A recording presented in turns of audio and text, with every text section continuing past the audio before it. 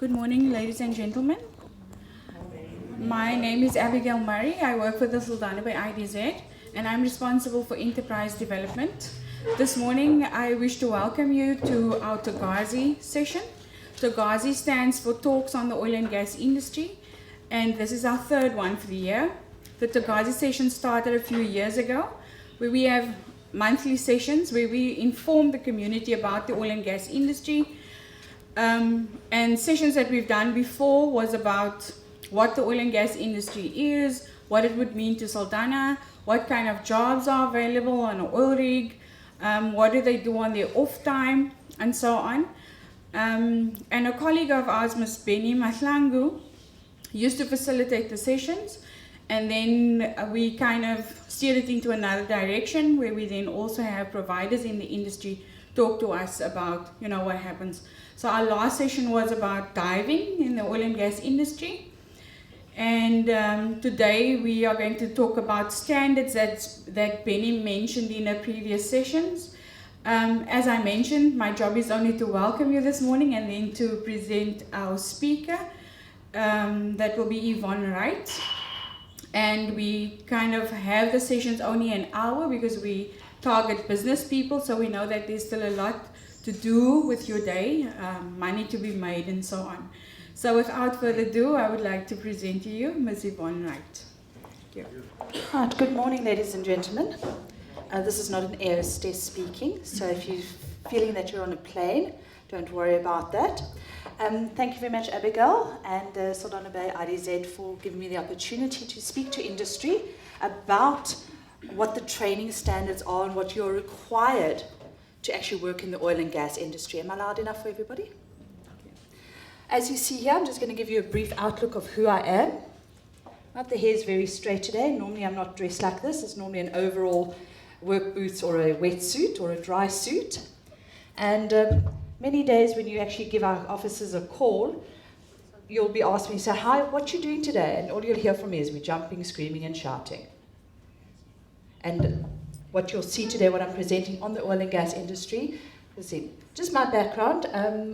Basically 10 years in the Navy, operational, working on strikecraft, missile-carrying strikecraft.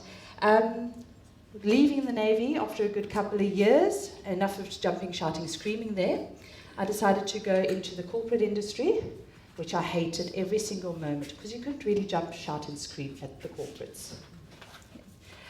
From there, I moved to Saldanha Bay, unemployed and acting like a housewife.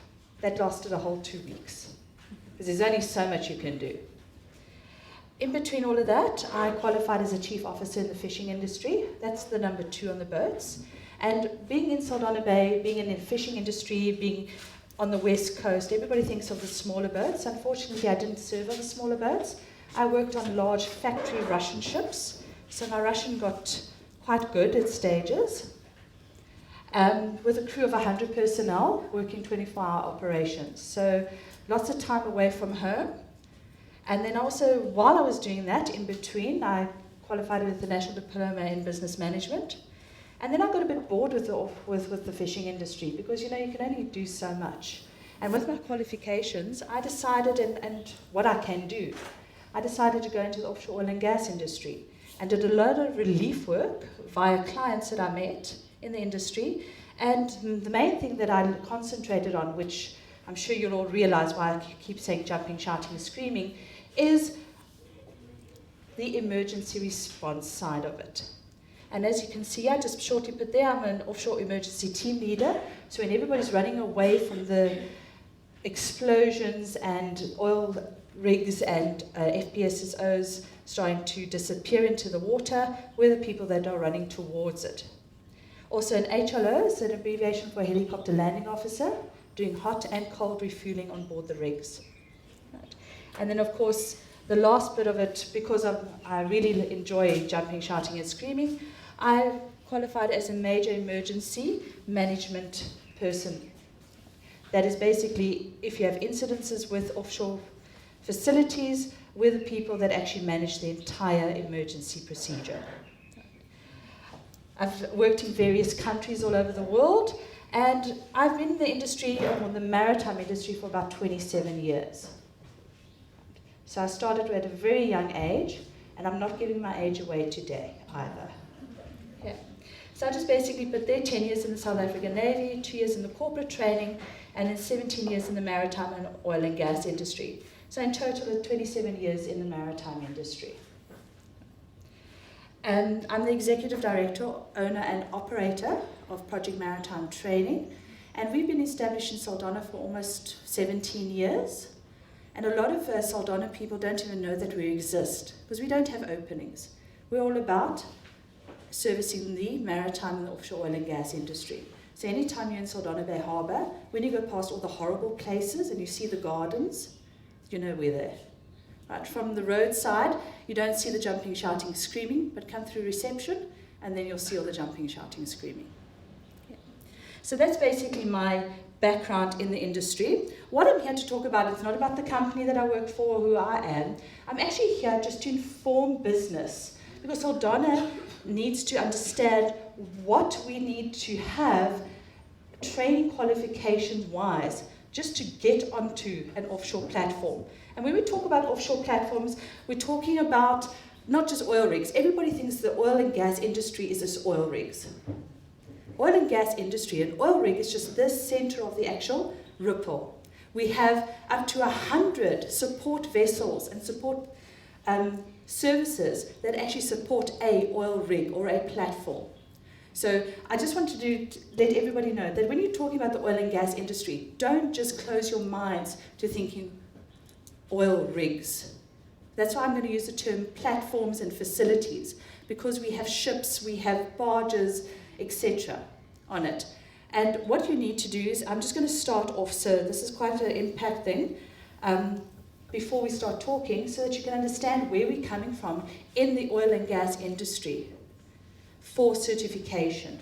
No matter whether you're an electrician or you're a service provider, being catering, anything, if you're providing services and sending personnel out to industry, this is what you need to know about. Because it doesn't matter how many certificates you have, how efficient you are. If you don't have the certification that the oil and gas industry requires, you're not even going to be able to step foot onto a platform or a facility.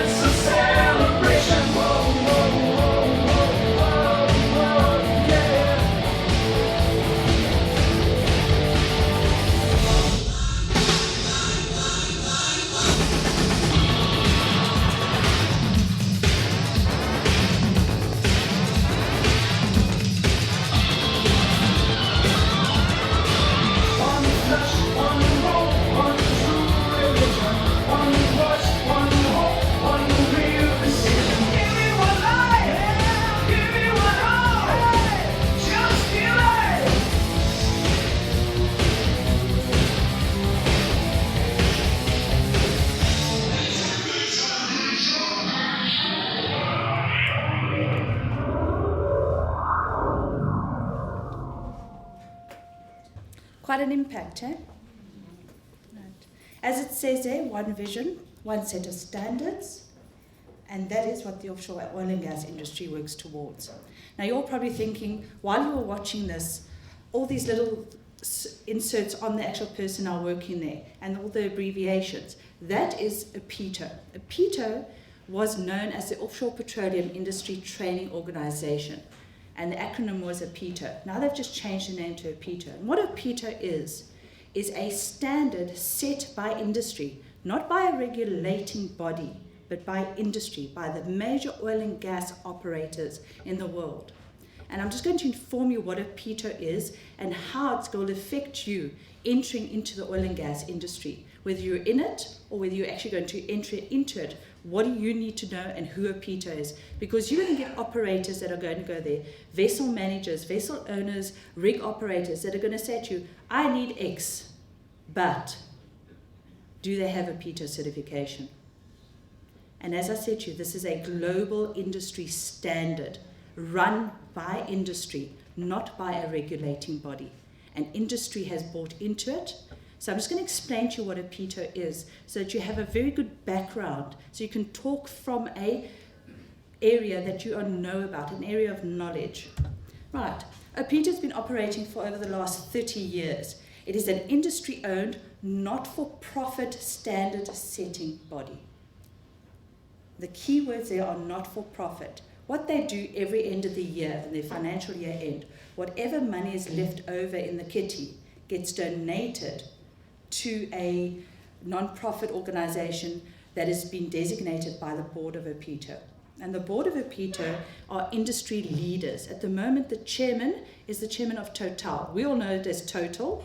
Industry calls him Total. It is committed to improving safety and competence in the industry. Right? And the key word here is safety. Every person deserves to come home. That is the key thing in industry, in the oil and gas industry. Even in the oil and gas training, trainees and delegates deserve to go home from training. Right. The PETO standards are driven by the needs of industry, not the needs of regulating bodies or the needs of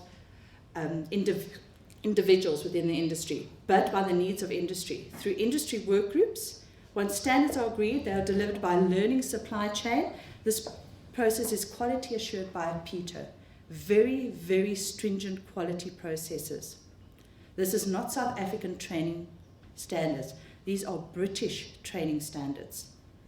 So when you get audited by a PETO as a training provider, whether you're doing training on site or on your own site, it sometimes ends up being a 5-day audit. And I'm going to say it very nicely in Afrikaans, hulle krap, in places you don't want them to go into. I'll give you an example with a training center that I'm involved with, that we actually had to send photographs and measurements of our toilets because the industry body just wanted to make sure, do South Africans have the same standards of toilets that they do in the UK? Before they even decided to sign it off for this training center. All PETO-approved training providers are audited annually by a PETO, and it is a compliance audit. So nothing, once you as a training provider, if you go to a PETO training provider, you can be rest assured they get audited annually for compliance, and they also have a program called the Secret Delegate. This is somebody that the PETO board sends to all training centers. You don't know who they are. They start auditing you from the minute your front office answers the phone or answers an email. You don't know who they are, when they're coming, and at the end of their training, they actually send a confidential report to the board of a PETO on that training center. If there are non-compliances, you then get an official letter from a PETO naming and shaming that training center worldwide if they haven't complied to the standard. So it's not just a Mickey Mouse organization. This is a worldwide organization, and this is oil and gas industry. Right. All of PETO certificates are entered into a Vantage database system. The oil and gas industry can access the Vantage online to check authenticity of training records. This Vantage system is also available as an app on iOS as well as Androids. So if you have a delegate that comes to you in the industry and says, I have a BOSIET, we'll talk about BOSIET a little bit later, a BOSIET certificate, you can actually go as an employer and check, is this certificate authentic? They keep every single record of every single person worldwide of what training they did, when they did it, when it expired. So if you've done training in the OPITO framework with the oil and gas industry, and you did it 20 years ago, that first course of 20 years ago will be on the Vantage system, and it will say expired. So there are many, many ways of actually checking authenticity. And again, OPITO is very, very strict about it with their training centres. If you go on training at an OPITO certified training centre, and you come to do refresher training, your certificate gets authenticated against the Vantage system by that training centre. And if it is found to be doubtful, it gets sent to the OPITO head office. They verify it even further, which is in Aberdeen. And if it is found to be fraudulent, there's naming and shaming worldwide within the industry. So there's an email that goes out to the entire industry that says the following certificate with the following person's name and ID number or passport number has found to be fraudulent. So they are also very self-regulating when it comes to certification. Again, it is a self-regulating industry. It is run by industry. But industry will say to OPITO, this is what we want. We want to have on our shore installations or our shore installations, we need people to drive properly. And at the end of the day, we want everybody that is driving on our shore installations to have a specific driving qualification or competency. So what OPITO does is they draw up a set of standards with industry specialists. And these industry specialists aren't consultants. These are people that are working in industry, that are actually the feet on the ground. They then take this set of standards and they then present it to a TPAG. Now, TPAG is the Training Provider Advisory Group. There are 4 of them worldwide, and all training providers are required to attend these meetings to actually give feedback whether or not they agree with the outcomes that the industry requires, whether it is able to do it properly or whether it is pie in the sky, to be honest.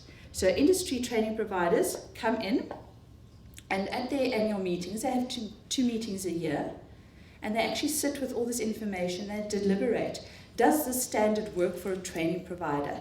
Is it worthwhile going through this? Or are the gentlemen on the board just trying to make things up and make it more difficult for entry into the oil and gas industry? So there's a lot of talk between training providers, industry, and OPITO, who set the standard. Are there any questions on this, on the training providers? Again, training providers also are all technical experts on the subject matters. So sorry if yes. There's a centralized committee for all the training providers like this, or there's area committees. We have 4 different areas. The first area is the MEA, the Middle East Africa, which is the largest area. So as it says, it's MEA, Middle East, so the entire Middle East, Africa. Then you have the Americas, which is North America, South America, and of course Canada. They don't call themselves Americans. Then you also have the Europe, which is basically the UK and Europe. And Russia? Russia falls under the Europe.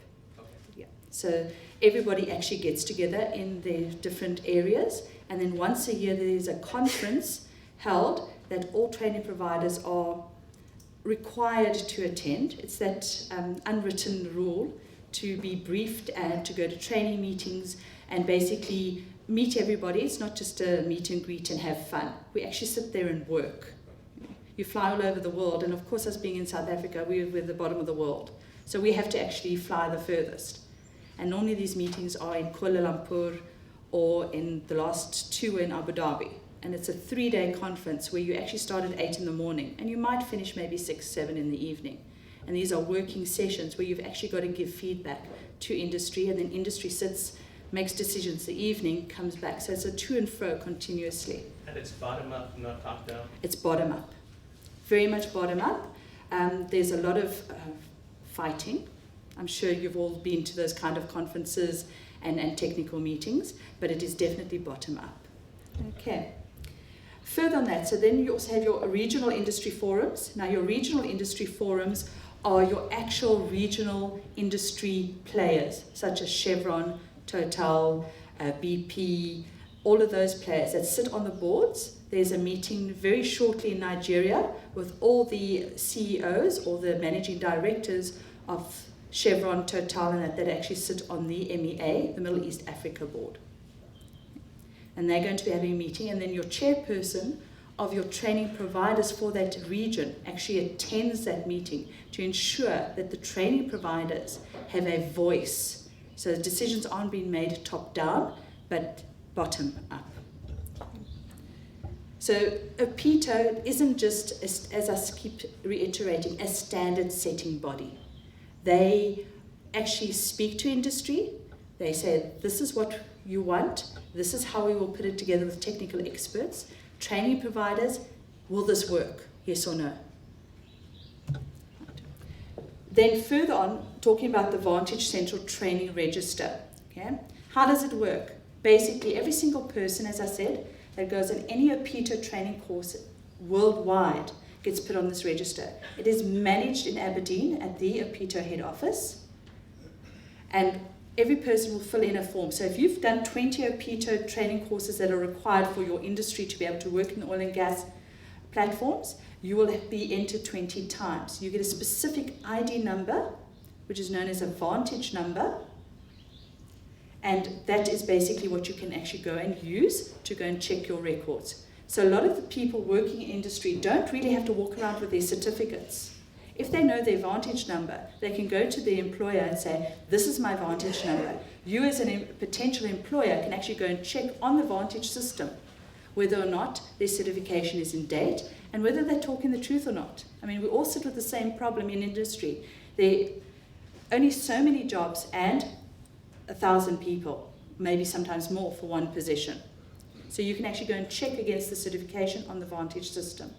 And again, they keep it up to date on a daily basis. As training providers, as soon as a person has finished a course, a training provider is given 5 working days to actually upload the person's details and their training course and whether they were found competent and not yet competent to the Vantage system.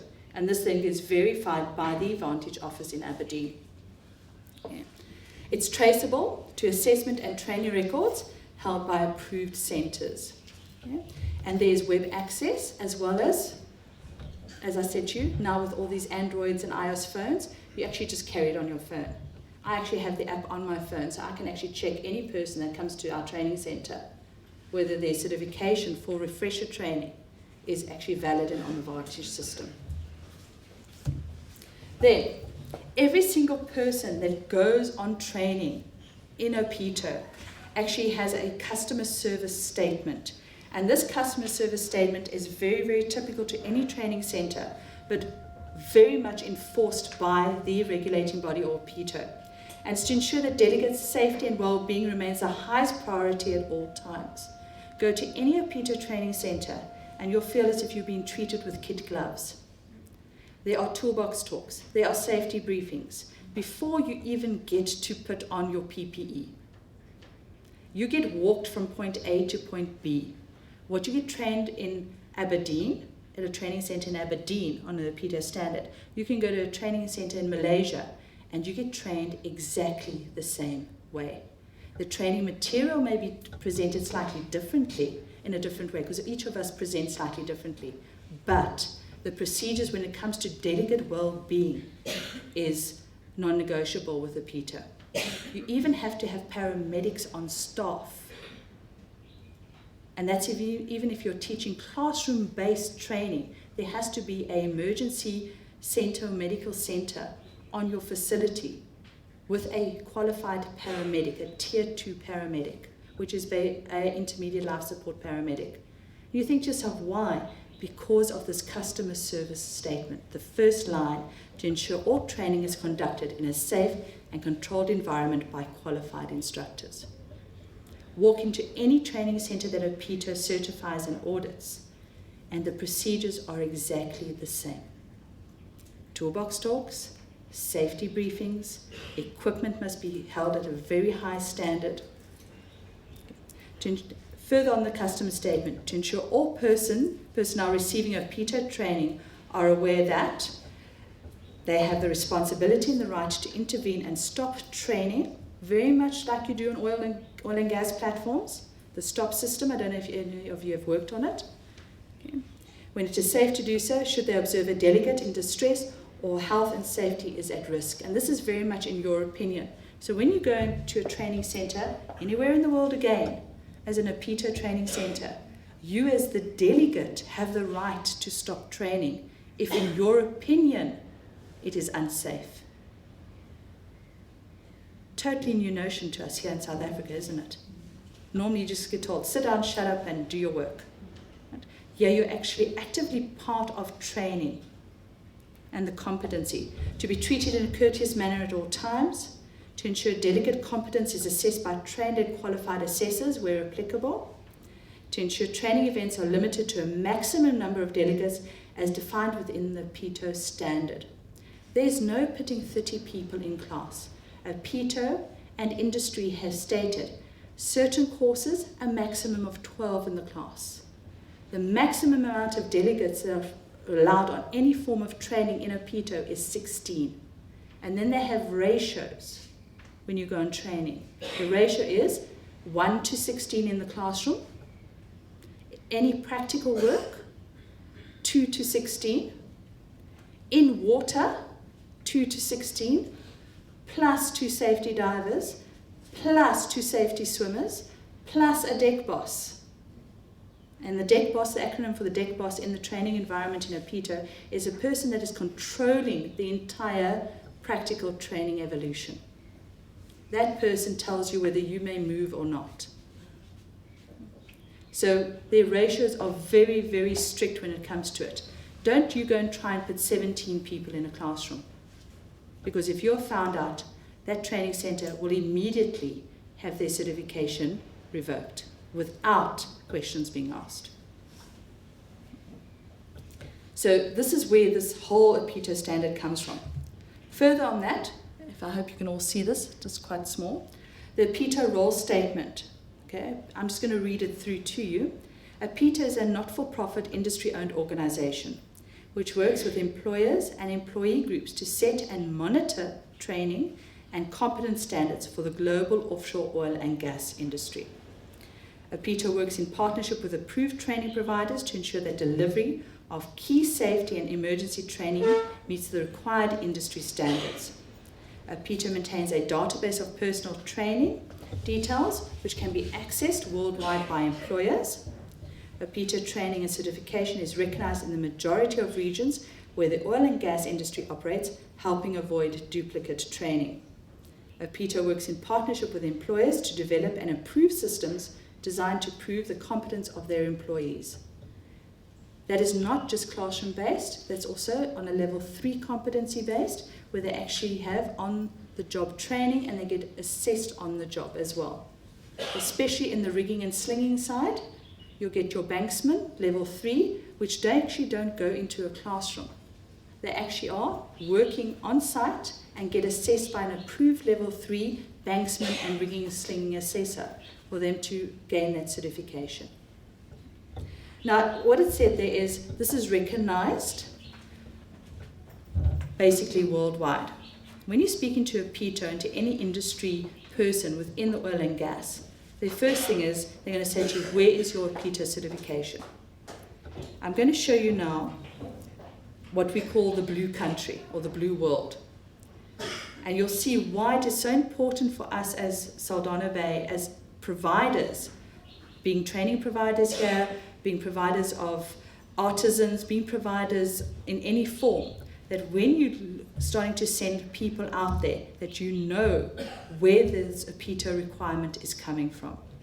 And if you look at this diagram, everything blue, okay, there has been an adjustment this morning, I just received an email, France has also gone blue, is if you're working in any of those waters or industries in those countries, you require a PITO certification. from your basic emergency response induction training to your senior level training. So if you have a look at that, we've got the Russias, we've got India, the Middle East, Australia, the entire Northern Hemisphere basically. And this all came from the UK standard and South America. And let's look at Africa. You'll see there are a couple of blue dots. There's 2 training providers in South Africa, and there's a training provider in Angola. There's a training provider in New Guinea, all right, Equatorial Guinea, and Nigeria. There are quite a few training providers. Why? Because that's where the oil and gas is it not?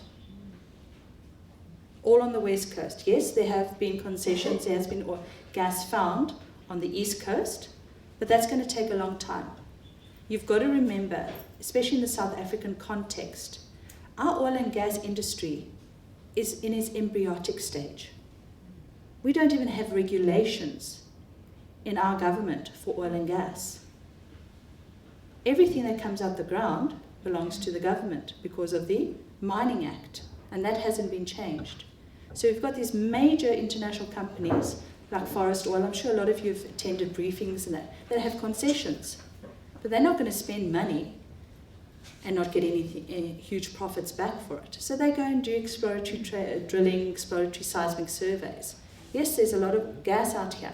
We can see it happening here in Saldanha Bay with the Sunrise Energy and the company across from them. But these huge conglomerates like Chevron, Total are not going to invest until such time as they can get their money's worth. So if you're going to be sending people to anywhere in the world to work in the oil and gas industry, I do suggest as training providers, as employers, as people working within the industry or trying to get into the industry, ensure that your certification is OPITO. Because you can work anywhere in the world. You can send staff anywhere in the world because, again, industry forum is Chevron, Total, all the big players, and their insurance companies only accept OPITO certification. Now, talking about OPITO certification, I'm just going to show you the emergency response framework. Now, the emergency response framework is not occupational training. There are huge occupational training programs and standards that you can actually go and find on their website, and actually training providers that are certified on the website. So if anybody's interested in finding out about, especially on the occupational training side, for drilling, welding, etc., what is the requirement, please go to opito.com. It's quite a easy website to work in, and you can actually go into the standards library and find on the occupational side. What I'm going to just show you here is basically the ER, or the emergency response standards. This is the minimum requirement for anybody that is going to work on a platform, whether they are a seismic surveyor or they are the scullery person who's got to wash the dishes. They are required to have this training to be able to just put a foot on any facility. And if you look right at the bottom, and you'll see that, is tropical or basic offshore safety induction and emergency training, and in brackets TBOSIET. The acronym is BOSIET. BOSIET stands for Basic Offshore Safety Induction Emergency Training. You've also get travel safely by boat, escape chute training, and the refreshers every 4 years. Above that, you get your International Minimum Industry Safety Training, and that has to be done every 4 years. That is known as MIST or IMIST. And then your basic H2S training, which has to be refreshed every 2 years. Now, depending on where you're operating or what the operator is, they will require a combination of the following training. Everybody will have to have BOSIET training. BOSIET is your basic offshore safety induction emergency training for anybody that is working on an offshore platform, being it a ship or an actual oil rig itself. The travel safety by boat is mainly required in the Middle East because they are not flying anybody out in the Middle East, they're actually transferring personnel by boat. And then your escape chute training is a requirement in the Norwegian sector. So if you're now sending personnel or training to go and work in the Norwegian sector, you need to ensure that whoever you're sending, if you're even going yourself, that you need to find out from the operator what exactly minimum industry training is required for you to set foot on the platform, or what your personnel require. Further to that, so all personnel require the Boziet training. You get T-Boziet, which is tropical, and that is for warm water, and the Boziet is for cold water. There have been major changes with helicopters falling out of the sky in the UK. If any of you do a lot of reading and that on Facebook, and you go to the oil and gas Facebook pages, there have been quite a few incidences with helicopters physically falling out of the sky and people dying. It is a dangerous industry. And 80% of people on helicopters that fly out to platforms and to vessels, if you have a catastrophic failure, 80% of those people are dead, whether they've been trained or not. And the reason they die is because they drown. They can't get out the helicopters. It is quite scary. So everybody requires Boziet. And I see a couple of shocked faces here. Wait a second. Yes. In that video earlier, didn't they do helicopter escape training? Yes, they do. I'm going to be showing you further on what the Boziet course entails, a small video clip from OPETA. All the videos I'm showing you are official videos from OPETA. So it's nothing that I've actually made up. So everybody requires that to go out. So when you're sending personnel out, if you're training personnel to go to the offshore oil and gas industry, ensure that they are aware of this. And you can find all the information on the OPETA website. I'm just going to reiterate that it's opeta.com. Then once you're actually working on the rigs, and I said to you, I'm the jumping, shouting, screaming person. So all the jumping, shouting, screaming people that aren't scared to run away, then start doing or designated to do further emergency response training. So it's not everybody that requires to go up the next level. It's responding to instructions to control the emergency. So you have emergency, or what we call URTEM, okay, it's just the acronym. It's Offshore Emergency Response Team Member. Those are your designated firefighters on board. Then you get your offshore emergency response team leaders that actually control the emergencies and control the firefighting operations. And above that, you get your response teams, you get your muster checkers, your emergency response team leaders, your offshore lifeboat coxswains, your control room operators, your muster coordinators, and your offshore installation manager, which is your OIM. So for any offshore oil and gas emergency, staff are specifically trained on board and identified on board over and above their daily jobs. Okay. I'm a helicopter landing officer, but guess what? If there's an explosion or a fire, I'm the team leader. Or I'm the number 2 with the OIM. And that's what you need to realize, that it's not just, I'd only do this on board a facility. You become multitasking. If there's helicopter operations, you might be the helicopter landing officer, and half your helicopter landing assistants are guys that are working and doing other jobs, and mainly they're part of your fire team because of the dangerous operations with aircraft fuel. And of course, helicopters falling off the pads. I'm not scaring anybody here, am I? No, not yet. Okay. Right. So I'm just showing you the emergency response framework, but key point at the bottom, all personnel are required to do the emergency response training. And this is key and adamant.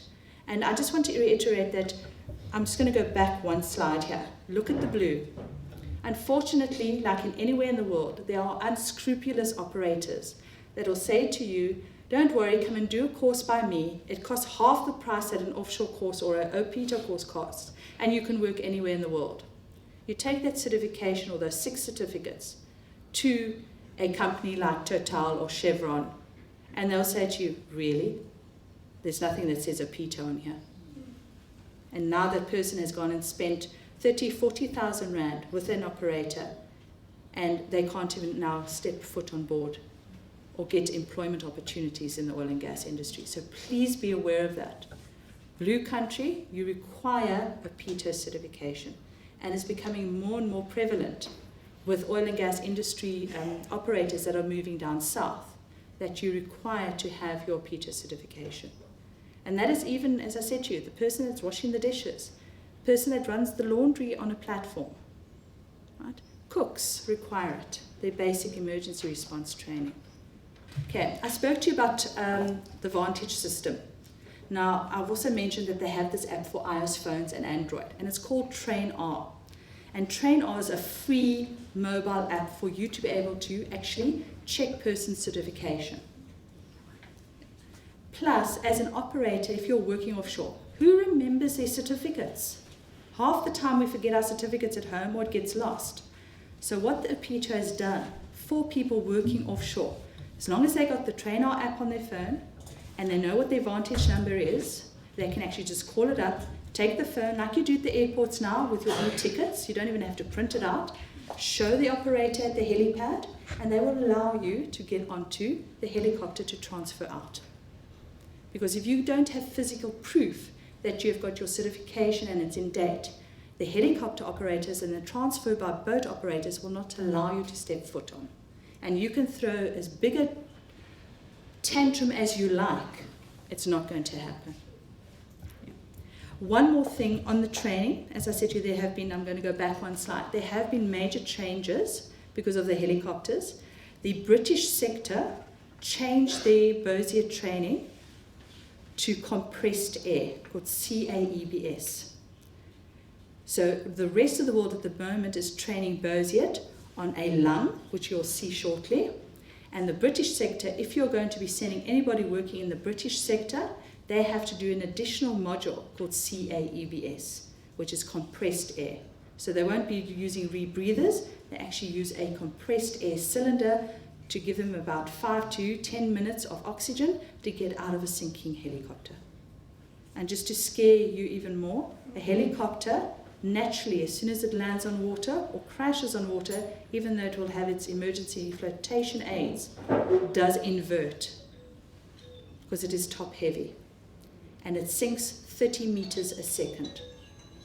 So you're strapped into a little baby seat with a 4-point harness, with this huge oak sitting next to you and this tiny little window, and you've got to get out. So the systems on board, the emergency response training systems on board are there to assist you to get out of helicopters. Then, if you look at the Togasi series, where does all this training, where does APITO fall in to what I want to do? We've got a lot of people here from different parts of the industry, be it cleaning services, catering services, engineering services, many more. Well, if you don't have a APITO certification, you're not going to go anywhere as an individual. It falls in within fabrication and construction.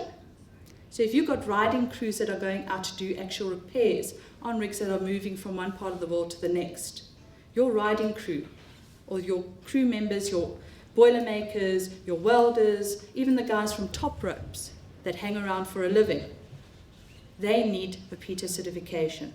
Repairs and maintenance needs your basic emergency response certification to actually get onto a platform. Your equipment and material supply. Equipment supply, ensure that your equipment meets the APITO standard. Okay? SABS. British standards. If you want to really check, am I compliant, go and compare what you're doing, what you're producing, what equipment you're using to the British standard. Okay? It is a guideline to help you. Logistics and warehousing. Logistics, again, if you look at logistics, you're sending equipment out there, you're sending crew out there to actually take it. Again, ensure that you know what APITO certification that crew member or that person requires. And then your ancillary services. Ancillary services are what? Your paramedics, your safety officers, your catering crew, your cleaning crews. They require minimum certification by APITO to work on any platform or any facility. I'm going to go back to the video, if you remember correctly. There was even a diver, and there was a whole list of things that APITO requires a diver to have to work on a platform. And we all think divers, all divers need a diving certificate, correct? No. A diver requires his Bezier certification. He requires his transfer by boat. He requires an emergency response team member certification. So it's not just a matter of having your fundamental occupational certificate and qualification. You need to ensure that what you're doing and what services you're providing, you're compliant with what the industry needs. So if you look across here, everything you require, be it down to compliance and certification, development, skills development, crewing and staffing management, and it's upstream and downstream. You've got to look at what does industry require according to APITO. What does the actual owner of the operation?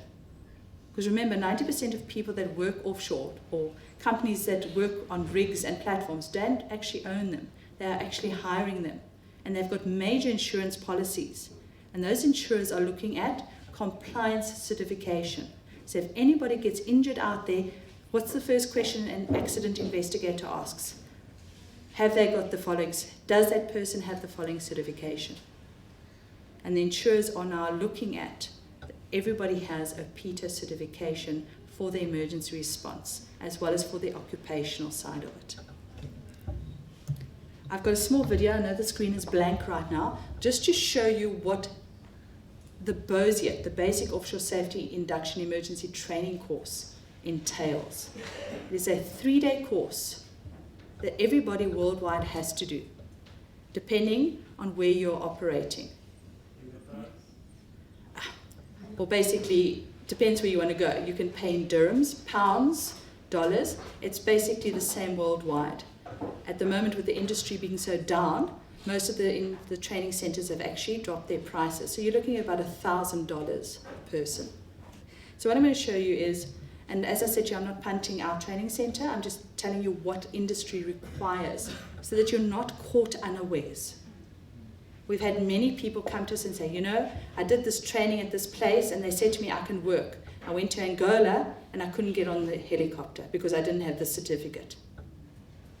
So please be aware that you make sure that you have the correct certification, that you're giving people the correct information, because if you're going to be paying 40, 50,000 rand, you actually really want to know that you're able to get onto that helicopter or that transfer boat.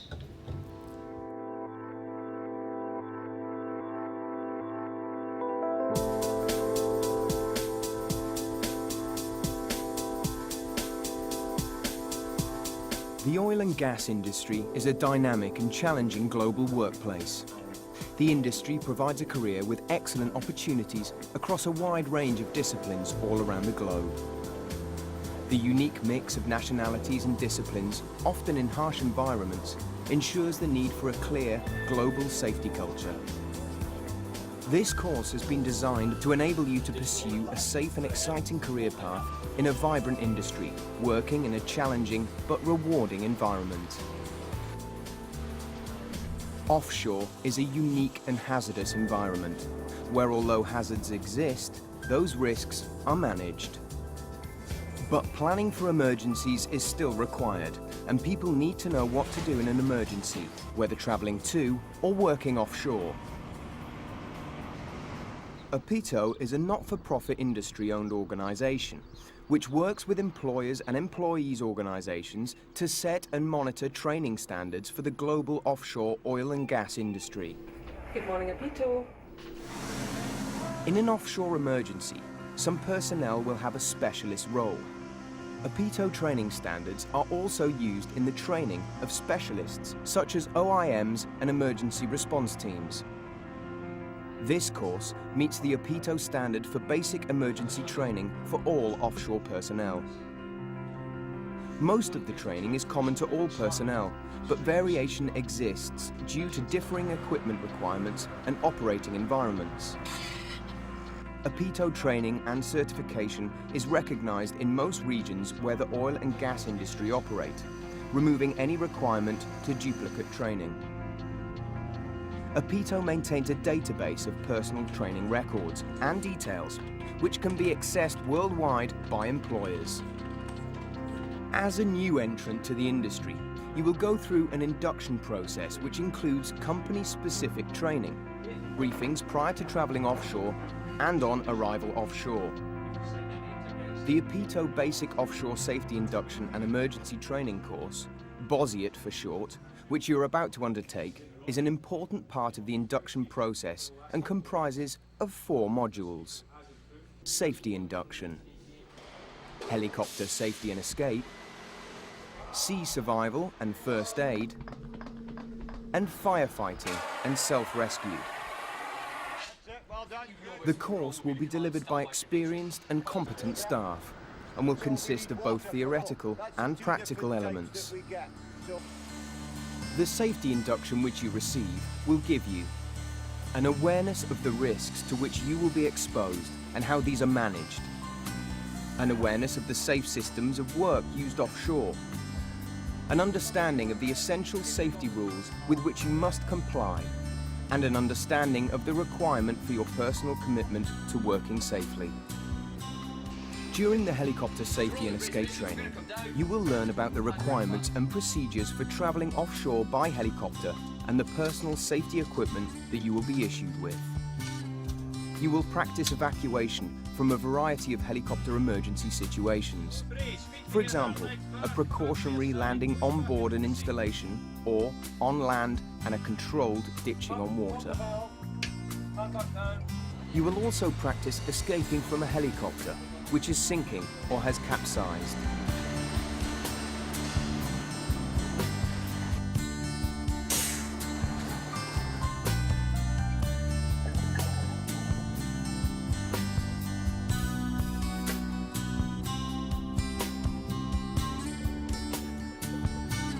These practical exercises will be conducted under close supervision of qualified and experienced staff. The training is structured using a step-by-step approach, which will give you confidence at each step prior to proceeding to the next. During the training, you will have the opportunity to practice escape techniques using personal survival equipment in a controlled training environment. During your sea survival training, you will learn about the procedures to be followed in the event of an offshore emergency. You will become familiar with evacuation and escape methods and equipment used offshore. You will practice in-water survival techniques using personal survival equipment. Although arrangements are in place offshore to deal with first aid incidents, you will also receive training in delivering basic first aid in an emergency situation. Always 4 to 5 centimeters depth of the chest.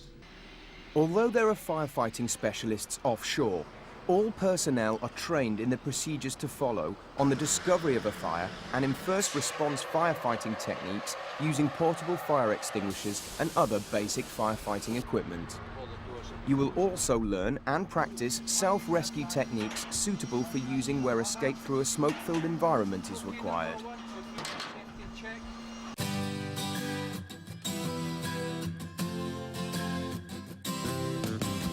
The international oil and gas industry has made your safety paramount to the way global operations are conducted by using hazard and risk identification and controls with safety always a top priority. This Apito course will assist in preparing you for a safe career offshore and contribute to your personal competence and commitment to safety. Thank you for your attention.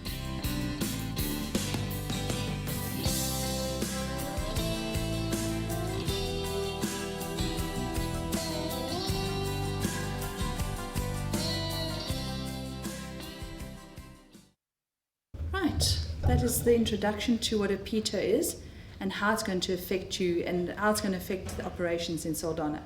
If you want to actually work within the industry, you need to know about these things. You can't come down the line and say, oops, I didn't know about it, because then you're actually going to look like a fool to these major international operators. Are there any questions on Apito and the Apito training requirements? Yes, Mr. Hansing. Say, rig is moored like now here Yeah. in Saldanha Bay, and there are some technical problems, and you are asked to come and help and give advice. You have to go through that course before you can put foot on the moored rig here. You have to actually first find out from the operator that is actually that is managing it, what are the minimum requirements that you need to be able to set foot on. So it all depends on what the operator requires with their insurance, but for operational rigs, you have to have the basic minimum induction training. Does that answer your question? Okay. Yes? You've mentioned that the industry is quite down. Hmm? How do you foresee or Saldanha making an influence in that, or the whole industry? Well, we all know that the crude oil price is down. And at these conferences that I have attended, a lot of the larger major oil corporations have said they can see a slight upturn in industry. But it's going to, we're at the bottom of the world, so we're about 6 months behind the rest of the world where it comes to cause and effect with the crude oil price. And industry internationally is seeing that with the slight upturn, that maybe by 2020 we will be looking at the same oil prices that we did a couple of years ago before the crash. Does that answer your question? Unfortunately with Saldanha, I have my own opinions and I'm going to hold on to those. I'm very opinionated. I've had a lot of dealings with Walfish Bay, and I think we've missed the bus because of our politics, really and truly. We haven't looked at customer service, and that's our biggest problem, is customer service to the oil and gas industry. And trying to dictate to the oil and gas industry and saying, this is what you will do, instead of the other way around and saying, oil and gas industry, what do you want? How can we go out of our way to bring you here? Yeah. So that's as far as my opinion is going to go. I'm very vocal about it. Yeah. Does it answer your question? Yeah, anything else? Please don't be scared. So I'm a wealth of information. every Opito center can do the adaptive training based on geographical variance? Yes. Okay, so you can come to your center and... Yes, you can come to our centre, you can go to centre. Unfortunately, the centre in Angola has had their certification pulled because of a couple of discrepancies. Hopefully they'll be able to get that back in place. But if you go to Nigeria, to Port Harcourt or that, you'll receive exactly the same training geographically that you require. Okay, and if you wanted to do Norwegian... The Norwegian training, sector... you wouldn't be able to do that? Yes, we are able to do that. It depends on the training centre. The basic course is done. The Norwegian sector requires certain additions, which falls under the Norwegian legislation. So there is an MOU between Opito and the Norwegian sector, oil and gas industry, stating that the training providers, if they are approved, may present the additions for the Norwegian sector. Excuse me, Madam Chair. Yes. Yes. Do you recognize prior learning? Unfortunately not. Opito is very, very strict about that. So if you come with prior learning, for example, you've done an offshore course 20 times at another country that is not a Opito centre, they do not recognize it. They're very, very strict about it. You either have an Opito certification to be able to do it, or you've got to start from scratch. So you don't have any bridging facilities for local folks? No, Opito is very, very stringent about that.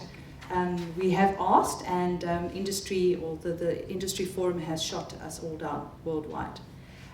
There are programs on the occupational side where they look at RPL, but that you've actually got to go through them with that. But on the emergency response side, if you've done an STCW marine firefighting course, offshore oil and gas industry, if it's a Opito requirement, they don't recognize it. I'm specifically thinking of your ER. Your emergency response, no. It's, you either have a Opito certification or not. And with your refresher training, if your Opito certification is out of date, you can't come and do a refresher course. They are very stringent about it. If your certification has lapsed, guess what? You got to do the whole course again. Whether or not you've been offshore or you've been on holiday and your certificate is lapsed and it's only 2 days expired, they're very, very stringent with their regulations and their guidelines on it. You have to redo the entire course. I've had gentlemen that have been in the industry 20, 30 years and they've let their certification expire and they go, oh, but I've done it 6 or 7 times. You can check on Vantage. Can't I just do the refresher course? No. So the training centers in Fraser Bay and STC does not comply with the standards. Do they have the Opito certificate? No. Does that answer your question? So you're the only one in South Africa? At the moment, yes. I'm busy with 2 other training centers getting them certified as well. Yes. My question is with regards to supplies. If you do supply, say for instance PPE or safety equipment like fire extinguishers and things like that, and you supply a company that's doing a job on a rig, and that company is OPITA compliant, do you also have to be compliant as a supplier? No, you don't have to be compliant as a supplier. You have SCBS certification. Mainly if you're supplying equipment and that to a rig or that, and it's in our local waters, ensure that it is SABS, just to be on the safe side, or that you can prove to the regulator, the OPITA regulators, that it is a national recognized or nationally approved piece of equipment. Yeah, but you are dealing with a private company, not with a regulator. You actually have to ask the regulator, are they happy, or the private company, are they happy with it? They take it on, the onus onto themselves, whether or not they will accept that equipment or not. They've got to answer to their regulator and to the insurers and to their compliance officers. Yeah. Does that answer your question? Yeah. So you don't have to worry about being OPITA certified, but if you're going to take your equipment and fly out, you need to have a OPITA certification to be able to do that. Yeah. Yes? Morning, ma'am. Morning. Have you got any idea when is the oil and gas gonna pick up again? I mentioned earlier, from talks in industry, the oil price has to come up. Industry is looking at about 2020, but it's slowly but surely starting to pick up. I mean, we're waiting very long in the western side for gas, which one of the government members, Texuali, and a couple of them, I don't know all the names, they said we're gonna open up a platform on our side. Unfortunately, that's out of the scope of what I'm presenting. And you'd actually have to go and question those areas, that maybe get some information from the IDZ on that. But that is totally out of the scope of my knowledge base. I don't deal with that kind of thing. Okay. Any other questions on training that you require, you're not sure about?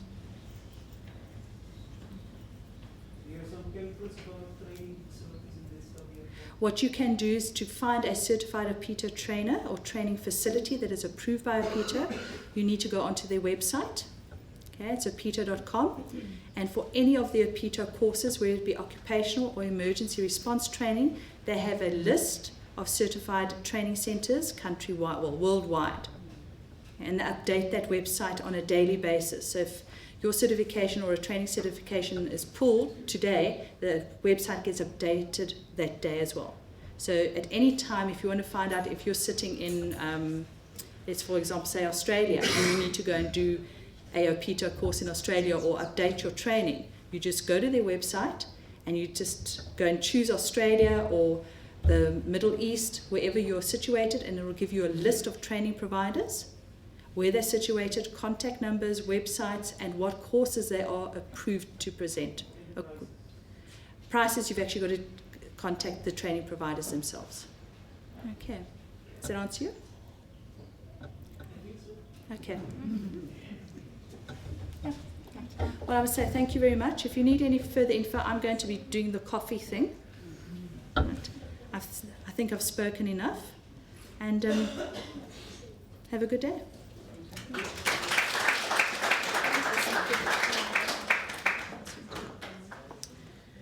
Okay, ladies and gentlemen, Yvonne, thank you so much for your time and your wealth of information that you shared with us. For the rest of you, thank you so much for coming. Normally we experience this quiet while we digest what we've learned. And in answer to the upturn of the oil and gas industry, that's exactly the objective of the IDZ, for the local community to use this time to upskill ourselves and to get ourselves ready for the industry. So as Yvonne said, we'll be doing the coffee thing, is more for networking and for further questions. I represent the IDZ and is here from our infrastructure team that you can speak to with regard to the IDZ, and then Yvonne will also stick around. So enjoy the coffee and we'll see you next month. Thank you.